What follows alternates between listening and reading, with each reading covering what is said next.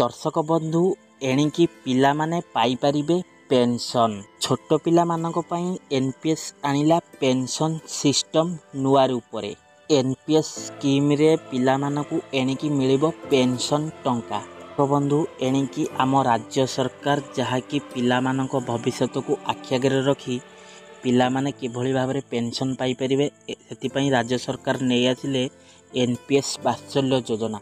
यही एनपीएस वात्सल्य योजना कौन आउ एथिरे केते वर्षर पिला टंका निवेश करि परिबे आउ केते वर्षरु केते वर्ष भितर जहाँकि आपणक पिला मानकु पेंशन मिली परिबो। यही एनपीएस वात्सल्य योजनार डिटेल्स इनफॉरमेशन मजे आपण मानकु एही वीडियो रे देई देबी।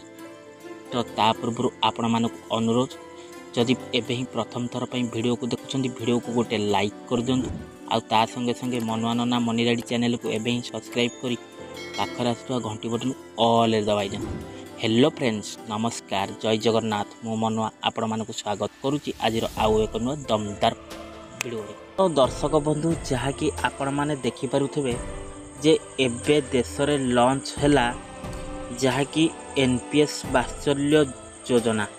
तो यही योजना रे आपण माने चाहिए आपण मानक पिला मानक ना रे पेंशन प्लान भी आपण माने करि परिबे।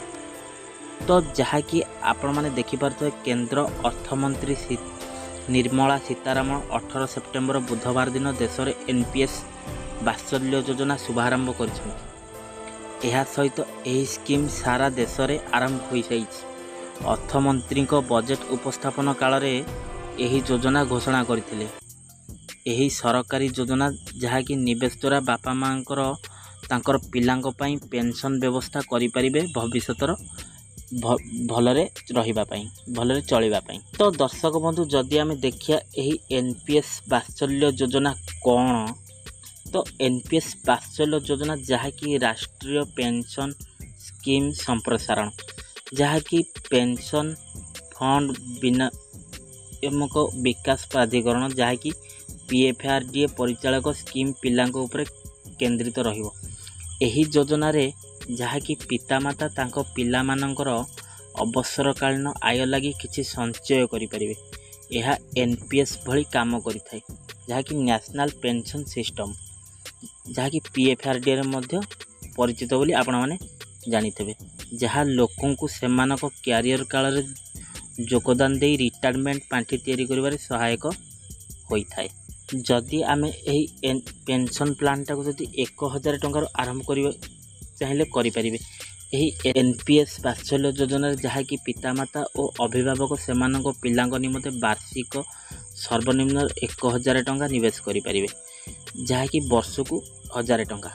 एथिरे अधिकतम निवेश कर कौनसी सीमा नहीं आपण जते चाहिए से जहाँकि पिला को 18 वर्ष बयस रे पहुँचवा पर्यंत पेरेंट्स मानक सब वर्ष पिला मानक निमंते टंका जमा करिया पड़े प्रति वर्ष।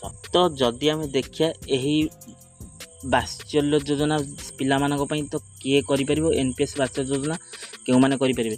तो एही योजना रे पितामाता जहाँकि अभिभावक तांकर नाबालिका पिलांक निमते एनपीएस वात्सल्य अकाउंट खोली परिबे।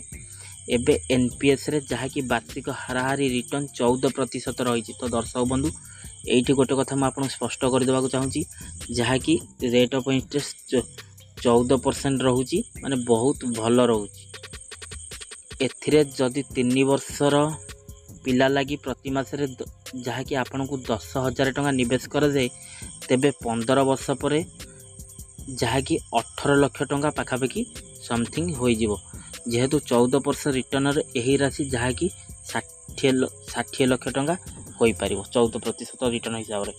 तो दर्शन बहुत भल रिटर्न आउ यही एनपीएस वात्सल्य योजनाटी बहुत भल स्कीम। तो आपण माने चाहिए आपण मानक पिला मानक भविष्यत को आखि आगे रखी तांकर भविष्यत केमती उज्जवलमय हबो तांको पाठ पढ़ाठू धरी केमती वैवाहिक जीवन खुशी रखिए अर्थर आवश्यकता अनुଯାयी आपण सब खर्च करें। तो दर्शक बंधु आज यही पिला मानक पई सरकार करिथिबा जहाँकि देश रे लॉन्च होइथिबा नुआ एनपीएस वात्सल्य योजना वीडियोटी आपण मानकु केमती लागिला वीडियो रे मतामत देबे।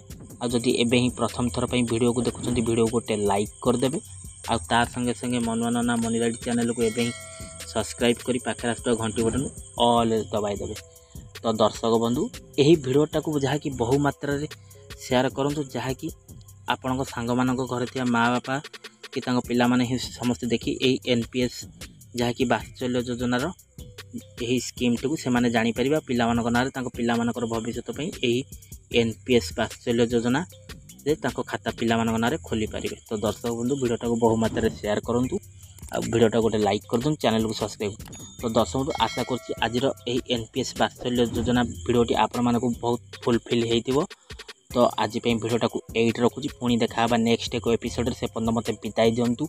रहुची नमस्कार टेक केयर बाय बाय जय जगन्नाथ।